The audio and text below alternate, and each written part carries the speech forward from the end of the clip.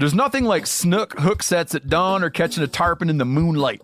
Find your next fishing trip made easy on fishingbooker.com and experience the magic of the Sunshine State or any other destination on your fishing bucket list. Book a blue water adventure in search of sailfish or go snapper fishing with the kids. With over 6,000 captains and trips to choose from, planning your next one just got a whole lot easier. Download the Fishing Booker app on the Google Play or App Store, or visit them online at fishingbooker.com to book your trip today.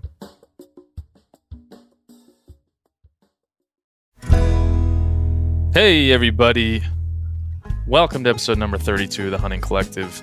I'm Ben O'Brien, and today I'm joined by a very special guest and a very important guest, and his name is Senator Jon Tester. He's a Democrat from the state of Montana, and he is currently running for re-election against Matt Rosendale. And this is, for me, just what I believe is just a relatively normal guy to be able to sit down with somebody like Jon Tester and talk about the issues that I feel like are important to me and important to you all listening. Was fantastic, and it was a privilege. I found Senator Tester to be straightforward, and we talked before and after the podcast about very important issues. I mean, obviously he has limited time this time of year to chat, but I found him to be credible and believable and a firm handshake and look you straight in the eye and speak about what he believes. And so whether you agree or disagree with some of the things he'll say in the podcast upcoming, I hope you listen with an open mind and learn more about his stance on public lands, his stance on chronic wasting disease, his stance on mining and extraction on his lands in Montana, and really just why he loves the state where he was born. So without further ado, please welcome Senator Jon Tester.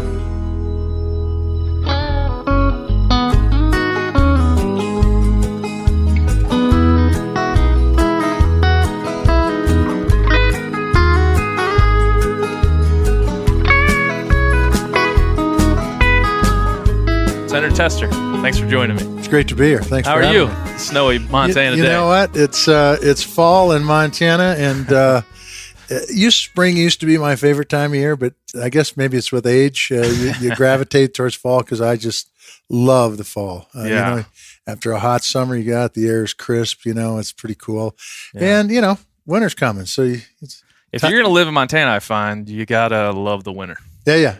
It is. I mean, winters aren't like they used to be when I was a kid, when we'd have 30 below for weeks on end and you were stuck in the house and you had snow. But I will say one thing, last winter we had a good winter here, first one since 78. Yeah. And it makes you appreciate spring when it comes. But I got to tell you, I love the winter. As long as you don't have to be somewhere because you never know if the wind blows, the roads are closed. That's right. So you got to kind of plan ahead. But it's, Montana's a great state because of the four seasons, because of our public lands, because of our ability to go out, get there quick, or hiking, or whatever you need. But it is. I mean, I always, I've been able to get all over the country as a U.S. senator, and there's no other place like Montana in the lower 48. I'll just tell you that. Yeah. Alaska's marvelous, but it's not in the lower 48. That's all semantics. We'll take it. No, I mean, I'm just moving here, and as somebody who likes to go outside, there is moving here. People speak differently about going outside. Yeah. Having lived in Texas, and I'm from the East Coast originally, people speak differently about going outside. Their eyes light up when you talk about a certain canyon or a place everybody shares that we can all go if we want to. And so it's just a different way to interact about going outside. And part of it is, and at least from my perspective, part of it is public lands. Part of it is block management programs that we set up at the state level, where you don't have to be a millionaire to be able to access some unbelievable places, whether it's for hunting, whether it's for fishing, whether it's for just going out and running up and down the mountains without your cell phone working. That's right. It's because of that ability to, and it's also because of, I might add, and this is changing, and it's changing pretty rapidly, of the ranchers' willingness to let on hunters to help manage the game. Yeah. But we've always had a strong tradition in this state of being able to get out there and, and harvest a few Enjoy. deer or elk or catch a few fish, whatever you might be. Yeah. I mean, when I was thinking about this conversation, my first question that pinged to mind is that you seem like a pretty easygoing, you're a wheat farmer from Big Sandy in small town. Like why, why jump into the political pressure cooker? Why take your life the way you have and stand up for what you believe? I mean, I know it's not an easy gig. I can just tell you that we've got a pretty good life on the farm. I mean, we do. We farmed the land my grandmother and grandfather homesteaded. My folks farmed it. It's an incredible honor, especially in this day and age, because there's not many folks that have that opportunity. But it's also a time when, my grandmother passed away when I was 16. My grandmother was a political animal. And so when we'd go have dinner at my grandmother's house when I was in grade school and junior high and early high school years, I talked a lot of politics. I mean, talked a lot about who was doing this, in that moment in time, the Kennedy years, LBJ, Nixon. And they talked a lot about what was going on. And my grandmother was smart. She immigrated here from Sweden when she was 16, and never went back, which is always amazing to me. But she was smart. I mean, whip smart. Yeah. And she just osmosis, I guess, got me involved. My mother kind of fell off of her standard there, and my mother was very, very, very in tune with what was going on. She read enormous amounts of information about what's going on. So long story short, I'm a junior in high school. We go to the state legislature. They pack up all the juniors and seniors. It was 1973. Mm-hmm. Jumped on the bus, never been to the state capitol before in my life. We talked politics, but we never did go to see the legislature at work. Had a chance to do it through our school district, and walked in and got to meet some of the folks that, represent me in Big Sandy, Montana, and saw that beautiful building that we have in Montana called our state capitol. And I said to myself, and this is going to sound corny, but it's absolutely a fact. I said, one of these days, if I get a chance, I want to do this. Wow. And we talked to them. They were good people, the senators and the House members that were there. And in 1998, my neighbor, who was a different political party than me, but he was a very, very good friend, and I was never going to run against him, decided not to run for re-election. And I told my wife, my daughter was just graduating from high school. My son was just going into 7th grade. It wasn't the ideal time to run for the legislature, but if we weren't going to do it now, we'll probably never do it. Yeah. And so I did it, and one thing led to another, and ended up in the U.S. Senate. And here we are. Yeah. And not only are you a farmer there, but you've got a bit of a butcher shop there, I hear tell. Yeah, we do. Look, it's not a huge farm. So Dad in the 50s actually started cutting meat to help supplement the income. And so, as he said, I didn't have any change in my pocket when I went to town. And so he started cutting meat, and one thing ended into another, and then he ended up building a shop in the early 60s and cut meat till he retired in 78. I taught school coming out of college in the fall of 78, and couldn't make enough money to put tires on my car. And people were asking me to cut meat. So my wife and I started the butcher shop, and we ran it till I got into the state legislature. Yeah. I mean, I think the things that you're talking about when you describe your life, your early life, and even your current life is a lot around values. Like what values your grandparents and your parents instilled in you, and then what values that you hold to be Montanan values. Yep. So give us a quick overview of your, your boilerplate on what's Montanan values. What's that mean when you take that to DC? Well, I mean, I'll just tell you, your word is your bond. Your handshake makes something. That means something. You look somebody in the eye and you tell them you're going to do it. You don't need a written contract to do it. That's the way it's going to be. Yeah. And an agreement's an agreement. I would say that's the most basic of all. But also along with that is hard work. You never get anything done. And, everybody says, farmers are hard workers. They are. Teachers are hard workers. You bet. Doctors are hard workers. Yeah. Nurses, you go down the list, anything worth doing, it takes hard work to be successful at it. And so that's another value that I think is important. But the most important one is your word is your bond, and your handshake means something. And when you look somebody in the eye and you say, you know what, deal's a deal, it's a deal. Yep. You don't have to have 300 pages of paperwork to follow it up with a bunch of lawyers that are signing off saying this is the right thing to do. So I would say that. And then I would also say from a just a Montana perspective, and it goes to you and your show is that what makes Montana great is it's a rural state where you can get out outside and get away from it all. Sure. And I'll tell you, there's not a lot of places like that left. And being able to go out there and see nature, see ecosystems as they're working, is just pretty amazing, especially in this 21st century we live. And it's why I push so hard for things like the Land and Water Conservation Fund. Why? Because these ecosystems aren't going to be around in 10 years or 15 years. They're going to be developed. There's going to be houses on them. There's going to be chains across the posts and the roads, so you can't go up and get to your favorite spot, whether it's for hunting or fishing or whatever. That's right. And so we need to understand what we have, and we need to understand that if we don't look with a little bit of vision moving forward, it's simply not going to be here. And it's one of the reasons too that I really I'm nervous about the billionaires that want to buy up ranches for their own, private hunting place. Right. Many of these ranches, they're the old time ranchers, are the folks that helped, build this state. And they were always open to have hunters come on. As long as the hunter was respectful to the land, they could come on and they could hunt and they could fish. They could do whatever they needed to do, as long as they got permission to do it. Now we're seeing these big ranchers, billionaires coming in and buying up ranches and locking them up. And so now public land becomes that more valuable because now that private land is locked up. They don't put it in block management. Yep. They don't do the things necessary to do to be able to allow,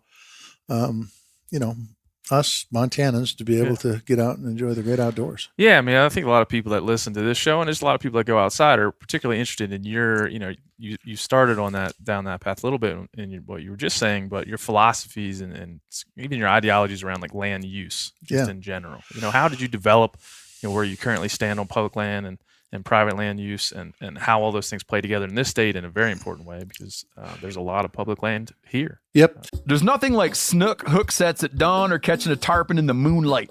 Find your next fishing trip made easy on fishingbooker.com and experience the magic of the Sunshine State or any other destination on your fishing bucket list. Book a blue water adventure in search of sailfish or go snapper fishing with the kids. With over 6,000 captains and trips to choose from, planning your next one just got a whole lot easier. Download the Fishing Booker app on the Google Play or App Store, or visit them online at fishingbooker.com to book your trip today. You ever get that feeling you're stuck inside staring at screens and a primal urge kicks in? You crave wide open spaces, fresh air, the chance to connect with the land. Well, maybe it's time to find your own piece of the wild, but searching for property can be a maze. That's where land.com comes in. They got millions of listings across the country, from mountain ranches to hidden fishing holes. Their search tools are like a seasoned guide helping you narrow down what you want.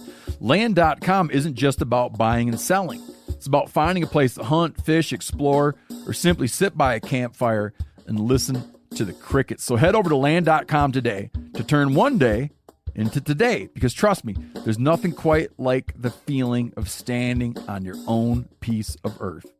Well, I mean, look, I'm a big believer in multiple use. I think public lands can be used in multiple ways, and I think it can help. It can help habitat. For instance, I think well-managed forest helps habitat. That means you cut some trees.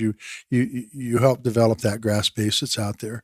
I would also say that why public lands have become such a big thing is that you kind of take it for granted unless you've never been able to find a place to go hunt. Yeah. And when I say you don't have to be a millionaire to go hunting, that public land, we're all public land owners. That's right. So you can go out there and you can access it. If you take the time, you can really have a really good experience. Yeah. But in the end, it's the public lands. I mean, if you take a look at west of Mississippi versus east of Mississippi, I mean, that's one of the big issues. Yeah. It's why when we talk about things like the Land and Water Conservation Fund, now it helps for parks in some of the cities and things, which is very, very important. But the bulk of that goes to the west. Yeah. Yeah. I mean, that's a varied use, and that's one of the big topics right now in the public lands sphere And you've been a big proponent of land and water conservation. I have. And everybody, hopefully everybody that's listening to this knows what that is. Yeah. If you don't, let me know. I'll tell you in another format. But you've been a big proponent of that. Yeah. I feel as though it's not as accepted among your colleagues in a lot of ways. And why you think that is? I mean, it seems to me you're taking royalties from offshore drilling, and you're forwarding that those monies to like you said, there's a park here in Bozeman that my son plays at that has a little sign right beside it that says funded by LWCF. So there's a lot of compelling reasons to sign that bill and perpetuate that money year over year and fully fund this. Why? I think you've already said kind of why you support it, but what's the dynamic? Well, I think that part of the reason is I don't think a lot of people understand that this really pays back to the Treasury in a big, big way, because it's a $7 billion a year industry in the state of Montana. The outdoor economy is 74,000 jobs, arguably the biggest industry in the state of Montana. And the Land and Water Conservation Fund is the key for access. It's the key to make sure we have land moving forward. We've got this checkerboard thing going in where you've got a section of public land, a section of private land, and you can't walk diagonally across, so you can get some corner easements, hoppers, right? You can get some easements to make it so there's more accessibility, and that's why I fight for it. I think the folks who are opposed to it are opposed to it because they don't think the federal government should own anything. The federal government is us, by the way. Yeah, it's our land. It's not the federal government that owns it. It's we, the people. Well, yeah, and it seems to be a strange dichotomy, whereas, Senator Mike Lee out of Utah is talking about introducing a Homestead Act, and your family homesteaded in this state in 1910, 1912. That's correct. And here you are, coming from a long line of homesteaders, and here's a land transfer advocate talking about reinstating the Homestead Act and trying to spin up this political jargon around that terminology. So how do you find that to be? How do you speak about that in a way that really hits home for folks that are confused because they're hearing from one side? In some ways, Senator Lee said it straight out. Public land is elitist. Wilderness is an elitist principle. And on the other side, we're saying it's for everybody. Everybody owns it. So there's just, like a lot in our politics, there's a large separation. It's a division. Well, I can tell you how I've found the most success in this, just talking about economy. Yeah. If it didn't contribute to $7 billion, and that's Montana's economy, Colorado's got different figures, Oregon's got different figures, each state's got different figures. If it didn't contribute $7 billion to our economy, 74,000 jobs, it'd be tougher to sell by just talking about quality of life, even though quality of life is probably more important than all that stuff. Yes, right. But so you have to talk about it from economy. When I'm talking to somebody who's a strict conservative, and by the way, strict conservative is based off of conservation, so you'd think they'd be on board, but they're not.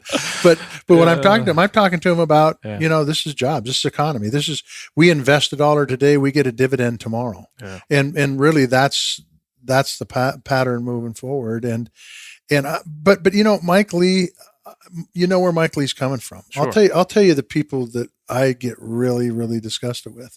It's the folks that on one stand will be with you on a news conference on the Land and Water Conservation Fund, and then 30 minutes later walk in and take a vote to cut the Land and Water Conservation Fund. Yeah. And regular people aren't paying attention to this stuff, so they never know and they get away with it. Yeah. But it drives me crazy. Either you understand it and you're for it, and you'll promote it, like Richard Burr does in North Carolina, by the way, because he's a real stalwart for this fund. And or you turn around and say, you know what, I kind of like it, but I'm not going to put it on the line for it. And that's more accurate. That's not hypocritical. Yeah. Well, you would imagine as you try to, as you campaign and you try to spin up the what I would call pandering, that public land pandering is pretty easy to do. It's America. It's idealism. It's what we all get to share it. It's like everybody, a big hug around this public land. So it's, I think, easy to do. Your opponent, if you go to his website right now, says, I support, he says, I oppose land transfer, and his record is maybe a little bit against that. What's your take on that? Well, as you get into it, my take on that is that I think he changed because Montanans told him that he wasn't going to get to first base if he didn't. Yeah, and so he changed. I still think internally he wants to transfer land to the states. I don't think there's any doubt about that. Yeah. If you take a look at the Keogh Ranch situation was on the land board, 7,100 acres of prime elk habitat for access to for hunters in Montana, and he voted against it. Yeah. If you take a look at the Horse Creek, I think 20,000 acres in southeastern Montana, really, really, really good habitat, and voted against it. There's a proposal in Washington, D.C. right now that's not a comprehensive proposal at all to remove wilderness study areas. Just remove them for no particular reason. Just remove them so you can mine them or whatever you want. And he supports that. He also has been supported by billionaire Wilkes brothers and their whole family, both politically and through leases on his land. And I think a lot of the conservation votes he's taken to keep those easements out of things like Horse Creek and the Keogh Ranch is because he's being influenced by those billionaire ranchers from out of state that want to buy up the land and make a private hunting paradise for them only to use. Yeah. It's what we've got to be careful of as Montanans, to be honest with you. And I look, there's all sorts of folks that come to this state, and I love them all as long as they appreciate that Montana is the greatest state and the greatest country in the world. And then the reason it's the greatest state and the greatest country in the world is because of the people, and quite frankly, our public lands, access to the great outdoors. It's really that simple. You can go to New Jersey. New Jersey's great, but it's not Montana by a long shot. I'm moving here from Texas. Yeah. I mean, it is, and having lived in Illinois in the past and grew up out east. I mean, there is, like I said, when talking before we hit record about just the way people speak about the outdoors here, the way every weekend that you can't find anybody in town. I mean, there is not only a different lifestyle, but just a different way of thinking and a different spirit in people that have the freedom to go outside and do things. I agree, and I think it's good for you. I think it's good for your health. Yeah. And I think it's good for your mental health too. And it's one of the things that I serve as ranking member on the VA committee is to use the outdoors, use those programs of fishing and hunting out there to help these folks that are coming back from 17 years of war with mental health issues, because I think it's good physically and I think it's good mentally. I think it's good for the soul. Yeah, I would agree with that. Speaking of health, I wanted to talk to you a little bit about chronic wasting disease. Yes. You have been a big proponent of funding research and testing for states and for tribal associations to be able to, one, test, but then fund research around where CWD is showing up. Yep. How do we fight it? How do we stop its spread? So you have a bill out there for $60 million of funding. Talk about that bill and then kind of where it is, and it seems to be held up a little bit. Yeah, it is. It hasn't been moving. Look, the key is that we do some of, if not the best research in the world. Chronic wasting disease can be it's a big problem. It's a big problem not only in wildlife, it's a big problem in domestic livestock too. So we have an opportunity to go out and try to get ahead of this curve. And by the way, it's a hard curve to get ahead of because we're already starting to see it crop up just about everywhere. Yeah. And so my point is let's give the researchers the tools they need to try to find a test for CWD so that we can pinpoint it and potentially stop its spread as quickly as possible. The bill right now is just set in a committee. It needs to get out. We need to get bipartisan support for it. As with anything, it costs money, and oftentimes money is hard to come by in Washington, D.C. But I will tell you from a wildlife standpoint and a domestic livestock standpoint, there's nothing like snook hook sets at dawn or catching a tarpon in the moonlight. Find your next fishing trip made easy on fishingbooker.com and experience the magic of the Sunshine State or any other destination on your fishing bucket list. Book a blue water adventure in search of sailfish or go snapper fishing with the kids. With over 6,000 captains and trips to choose from, planning your next one just got a whole lot easier. Download the Fishing Booker app on the Google Play or App Store, or visit them online at fishingbooker.com to book your trip today. You ever get that feeling you're stuck inside staring at screens and a primal urge kicks in? You crave wide open spaces, fresh air, the chance to connect with the land. Well, maybe it's time to find your own piece of the wild, but searching for property can be a maze. That's where land.com comes in. They got millions of listings across the country, from mountain ranches to hidden fishing holes. Their search tools are like a seasoned guide helping you narrow down what you want. Land.com isn't just about buying and selling. It's about finding a place to hunt, fish, explore, or simply sit by a campfire and listen to the crickets. So head over to land.com today to turn one day into today, because trust me, there's nothing quite like the feeling of standing on your own piece of earth. We've got to get some research done, and I can't help to think that research on elk, for example, or any pick any game animal, couldn't be easily transferred over to live cattle. Yes, absolutely. Yeah, especially the funding. You Yep. imagine the funding could be shifted Exactly around right. by the Could be states. shifted around in the techniques for finding out what causes this and how we can deal with it in a common sense way moving forward. I think will help everybody. Yeah. It's a matter of letting people understand that this is a problem, Yeah. and we need to get on top of it before real bad things happen. Yeah, is there anything that Montanans or folks listening can do to kind of get educated about your legislation and similar legislations that are out there? Well, you can go to my website, my Senate website, and you search around a little bit, you'll find it, and you can read up on it. And then the other thing I would just say is, if you're concerned about CWD and you think we need to have research to find out its cause and how we can potentially prevent it, write your congressman, write your senator. I know this podcast goes far and wide. Yes. And so just drop an email in or pick up the phone and make a phone call. And I will tell you that a lot of people say, God, that doesn't do any good. Those guys don't listen to us anyway. Far from the truth. The truth is that those emails make a big difference. Those phone calls make a big difference. And so just do that and just say, hey, look at this bill Tester's got. It's a good bill. I wish I could give you the number of it. I can't right now, but it'll be listed on my website. Yeah, you can even give them the number. Yep. And look, I talk to folks from both sides of the aisle, work with people from both sides of the aisle. If you get it on their mind, they're liable to come up to me and talk to me about it, and then we'll get them signed up. It's called the Chronic Wasting Disease Support for States Act. Yep. And it's a proposal for $60 million. Yep. Which by the way is a rounding error in Washington D.C. numbers. $60 million is not half much. A briefcase. That's right. But the truth is, it'd be money well spent. Yeah.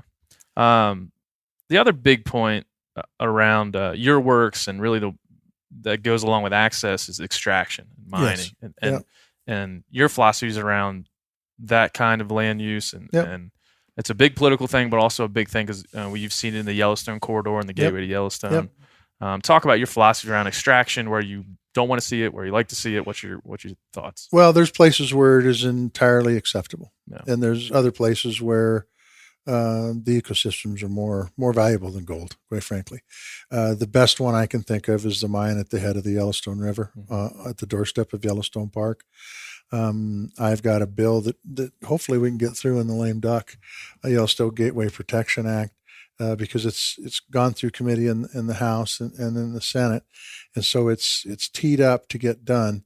That would stop a huge mining operation by a foreign company at the headwaters of the Yellowstone River. So, is there gold there? There probably is gold there, but the truth is that the impacts on the water, the impacts on wildlife, the impacts on those hundreds of small businesses up and down Paradise Valley into Livingston is not acceptable. And I have not looked at the figures per se, but my guess is it's about probably that Paradise Valley is probably worth about $1 billion in economic activity to the state of Montana.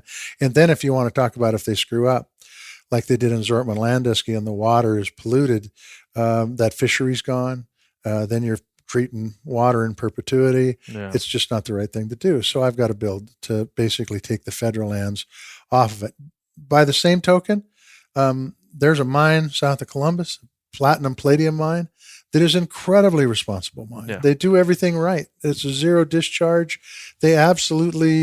They play by the rules, and they pay their employees, and they treat them well, and they provide a valuable asset to the whole world. And so, in those cases, it's the right thing to do. At the head of the Yellowstone, it makes no sense. You're asking for a disaster. Yeah, no, I think I always talk about pro-nuance and anti-bullshit. Like, that's my political stance. I don't know what party that lies in. I like it. You do well in Washington, D.C. Maybe not. I don't know about that. But it's to that point. This is one of those things where around national monuments here Yep. last year. Became a big political football to throw back and forth. Yep. And to me, that a lot of the nuance is lost in the conversation of should it be a monument? Should it not? Should we extract here?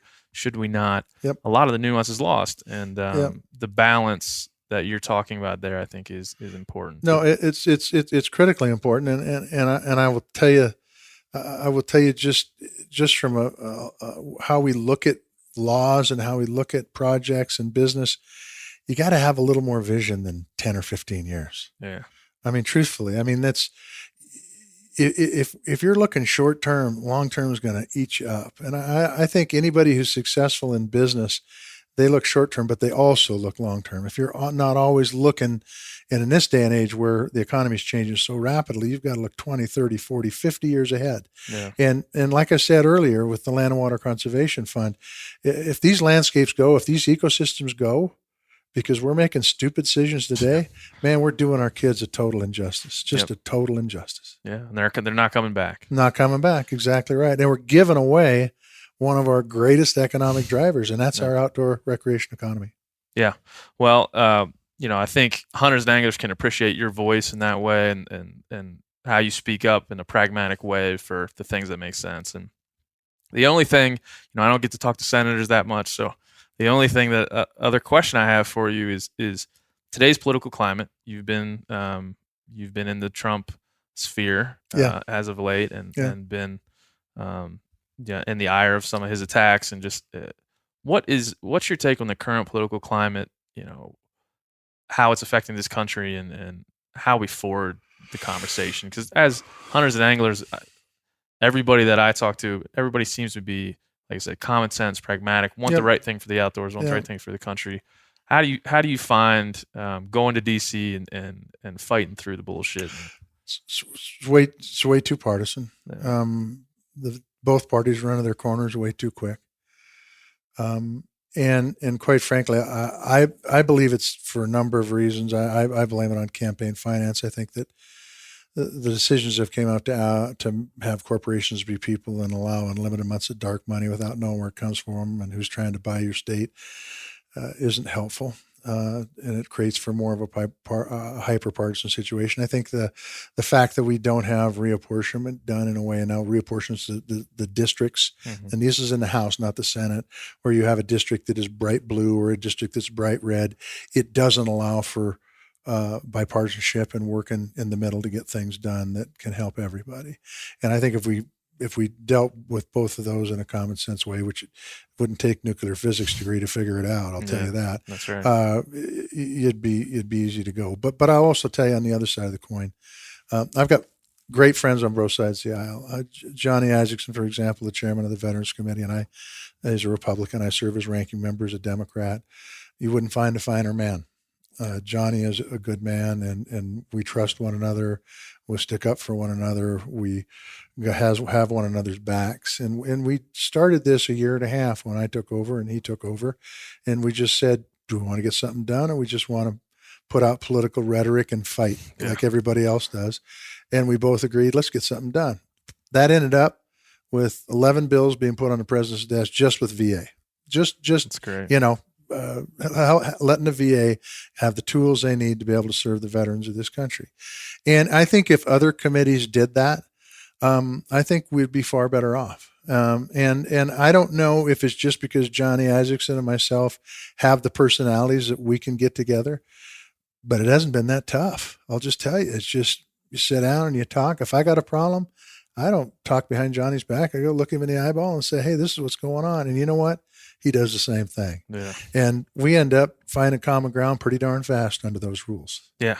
I mean, that's what we need, common ground. Yep. I mean, I think public land, common ground, I don't know, there's some sweet. There's always a sweet spot. Sweet ending right there where I could tie it all together. I'm not that smart, Senator. I'm just not. Well, thanks for joining me. We really, I feel like I just want to say thanks for your public service. I know you fight hard for what you believe in, and it means a lot to folks like me to have you out there, regardless of if we agree on every issue or what your that's right. political party is, that you stand up for what you believe in, that you are serving the public in your endeavor. So I appreciate that. I can tell you for a fact, I believe in this state, And there isn't a day that goes by that I don't fight for Montana, and I'll tell you why. Because I think what's good for Montana is good for this country. I like it. We'll end it right there. Thanks. You, sir. You bet. That's it. That's all.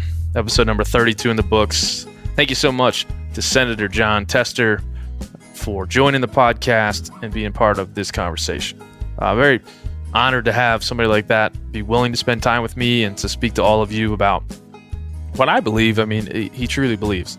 I'm not one to dismiss all politicians. I'm not one to dismiss any idea that might come across that I don't agree with, but I've found, again, Senator Tester to be credible and to be pragmatic and straightforward dude. And I enjoyed this conversation I was able to have with him, and I hope you did too. Don't be afraid to let your opinions fly in the comments on Instagram. Go to themeateater.com where you'll find all my podcasts under the Hunting Collective. Go to Benny OB 301 on Instagram, where we'll be talking about a lot of the issues surrounding this podcast that we spoke with Senator Tester about.